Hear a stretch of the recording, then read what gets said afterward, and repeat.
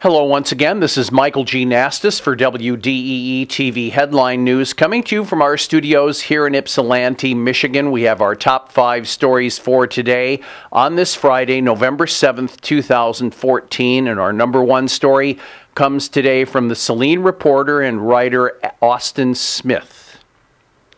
On Thursday, police and fire responders attended to a 28-year-old Tecumseh man who was passed out cold on the north side of Michigan Avenue in front of the Harvest Moon Cafe.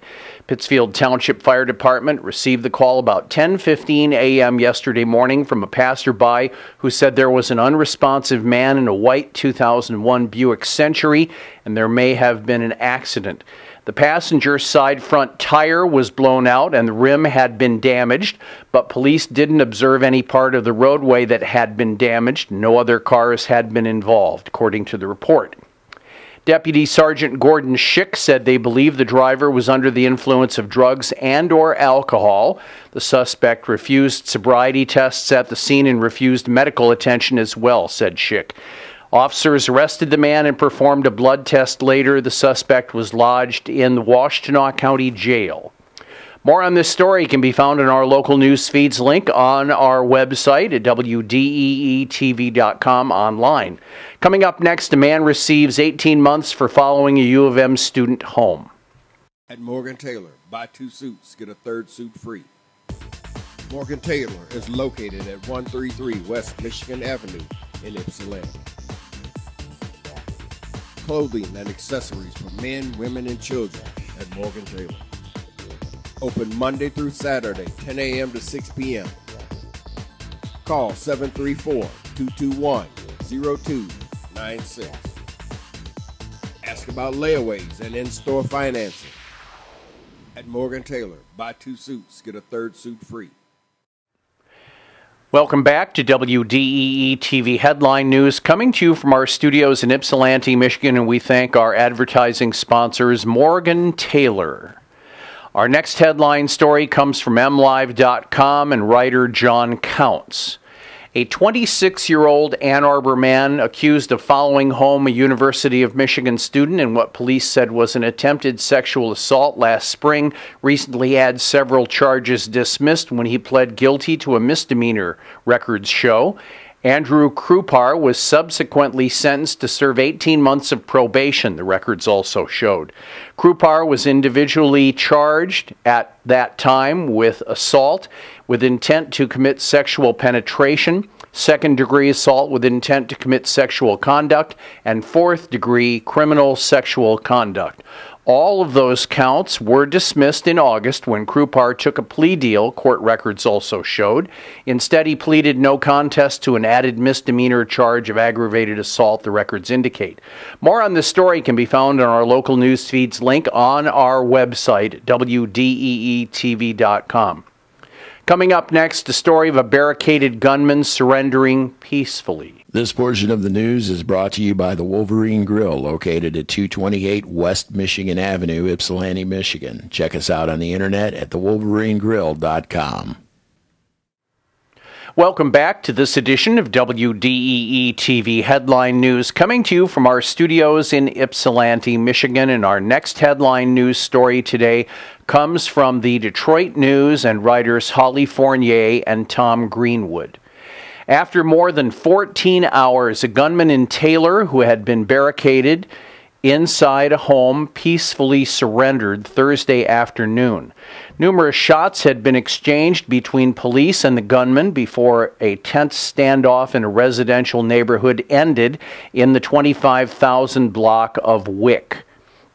Thankfully, this ended with no injuries to anyone, and after 14 hours, we did get him to come out, which was our goal, Taylor Police Chief Mary Scalabassi said. She continued, we had an armored personnel carrier outside the house, a negotiator working with him over the PA while implementing a gas as well.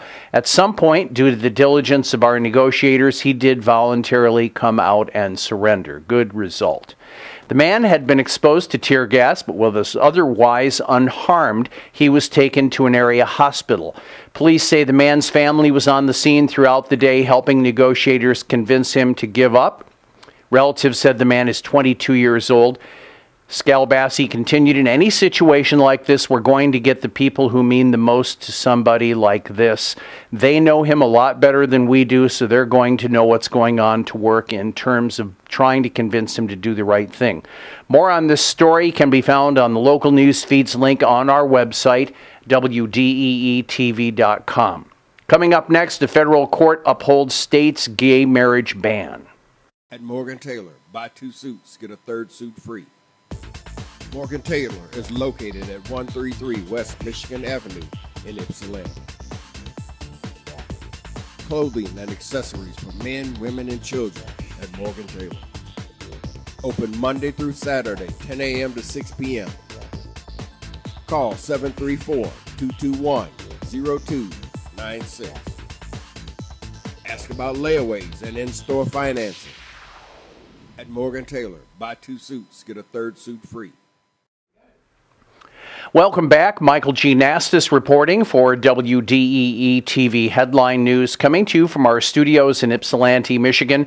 We invite you to visit Ypsi and go to Morgan Taylor, buy 2 suits, get a 3rd one free, and thanks to my producer, Tony D. today.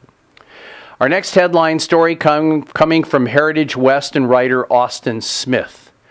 A federal appellate court on Thursday upheld Michigan's same-sex marriage ban, thereby further complicating 74 marriages that took place in Washtenaw County on March 22nd. The U.S. Sixth Circuit Court of Appeals overturned a district court decision striking down the 2004 voter-led constitutional amendment making gay marriage illegal. The decision affected 4 states in total: Michigan, Ohio, Kentucky, and Tennessee. Judge Bernard Friedman's decision in the case of a Hazel Park lesbian couple trying to legally adopt their children prompted the Washtenaw County Clerk's office to open on a Saturday and start issuing marriage licenses for same-sex couples. More than 100 people lined up in front of the Washtenaw County Administration Building on the morning of March 22nd. 74 of them walked away with what they thought were legal marriage licenses. Ann Arbor residents Elizabeth Patton and Johnny Terry made history, becoming the first legal same-sex marriage in the county. But the celebration was short-lived, however, as 24 hours later, Attorney General Bill Schuette issued an emergency stay to the federal court, which was granted, sending Friedman's decision and marriage licenses in a state of confusion. More on this story can be found in our local news feeds link on our website at WDEE-TV.com. Coming up next, the story of a mom and her live-in boyfriend being charged in the torture and death of her 3-year-old son. This portion of the news is brought to you by Hikes Decorated Apparel, located at 133 West Michigan Avenue, Ypsilanti, Michigan. Check us out on the internet at hike.com. Welcome back to WDEE-TV Headline News, coming to you from our studios in Ypsilanti, Michigan. And our final headline story today, a sad one, coming from the Associated Press and writer Mary Claire Dale. A Pennsylvania couple went car shopping, bought pizza, and then engaged in sexual activity as the woman's unresponsive 3-year-old son lay dying after weeks of escalating abuse that ended in 3 days of systematic torture, authorities said Thursday. Jillian Tate, 31, and Gary Lee Fellenbaum, 23, were charged Thursday with murder in the death of Tate's son, Scott McMillan, and aggravated assault in the beating of his older brother. They are accused of abuse during laughing as Scott was hung upside down and whipped, striking him repeatedly with a frying pan and eventually beating him to death. Chester County District Attorney Thomas Hogan called the case an American horror story. He continued it was an unspeakable act of depravity. The couple met working at Walmart and last month moved in together along with Fellenbaum's estranged wife and 3 children, Tate's 6- and 3-year-old sons and Fellenbaum's 11-month-old daughter. The 6 lived in a mobile home park outside of the city of Coatesville, about 35 miles northwest of Philadelphia. The prosecutor said what started as spankings morphed into concentrated, repeated, escalating abuse. Then, over 3 days, he said he was systematically tortured and beaten to death. More on this story can be found on our local news feeds link on our website at WDEE-TV.com. Coming up next, the WDEE-TV Weekend Sports and Music Report.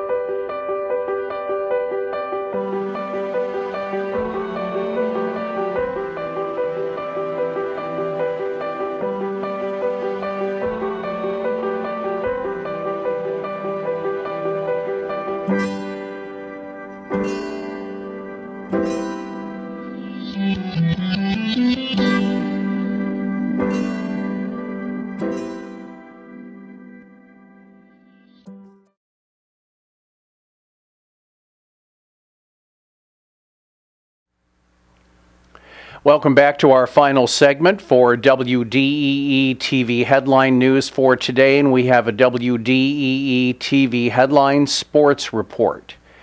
The USA National Development Hockey teams are involved in international action this week and weekend. The clubs based in Ann Arbor compete in the World Under-17 tournament and the Under-18 Four Nations tournament.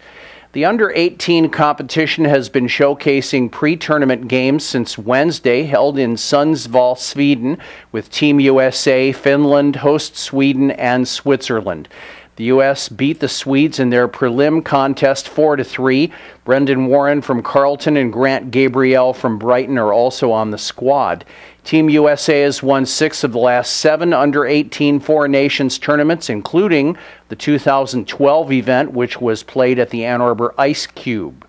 The Under-18 clubs have been playing since last Saturday in 2 groups of 4 teams, facing off in Sarnia, Ontario, Canada, competing with 3 teams from host Canada and single clubs from Slovakia, Sweden, Russia, and Finland. Medal round games are tomorrow. The USA team features Brighton, Michigan's Keegan Howdeshell, Max Jones from Rochester, and William Lockwood from Bloomfield Hills. Team USA has beaten the Slovaks 7-1, the Canadian Red Team 7-3, and Canada Black 4-1 so far. Meanwhile, former USA NDH performer Rocco Grimaldi debuted in the NHL with the Florida Panthers last Saturday, tallying a shot on goal versus the Philadelphia Flyers. The University of Michigan women's tennis team has representation this weekend at the ITA National Indoors Championships in Flushing Meadows, New York. Amina Betkus, a senior from Indianapolis, Indiana, earned automatic entry into the singles main draw of the tournament by winning the ITA Women's Regional Championship in mid-October in Illinois. Betkus will also participate in the doubles tournament with freshman Alex Nigerian out of Birmingham, Michigan. They also took a championship in Illinois. U of M men's tennis squad is in Sarasota, Florida this weekend at the Dick Vitale-sponsored Clay Court Lakewood Ranch Invitational. It's their last competition of 2014. Teams included come from the University of Arizona, Minnesota, North Florida, Oklahoma State, Princeton, Florida Gulf Coast, and highly rated Virginia, Duke, and North Carolina. In WDEE-TV headline music and entertainment news, the Ann Arbor Summer Festival was informed by the University of Michigan that construction in and around Ingalls Mall will curtail use of the area for the 2015 Top of the Park series. It will be relocated for the upcoming year, but where is up to availability and accessibility. A decision will be made when all options are presented.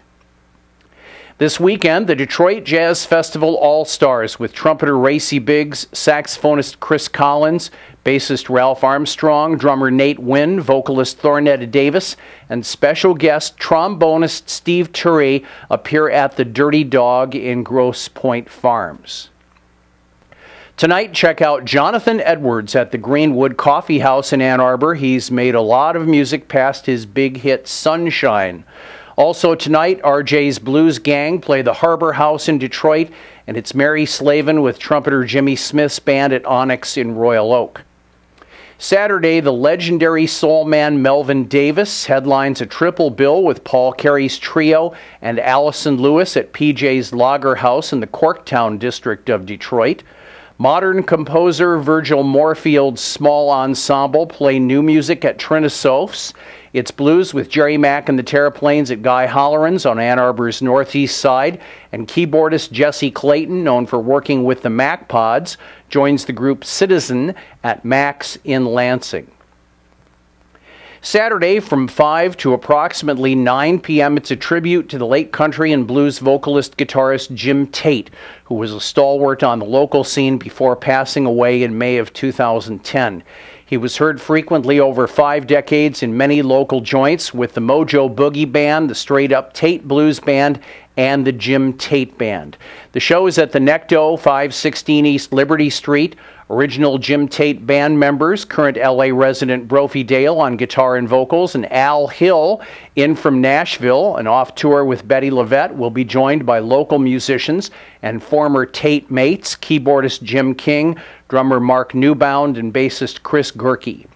Special guests include drummer Tom Twist, keyboardist Andy Adamson, and guitarist vocalist Steve Newhouse. The show is a benefit to fund scholarships in Tate's name for the Community Music School of Ann Arbor, formerly named the Ann Arbor School for the Performing Arts.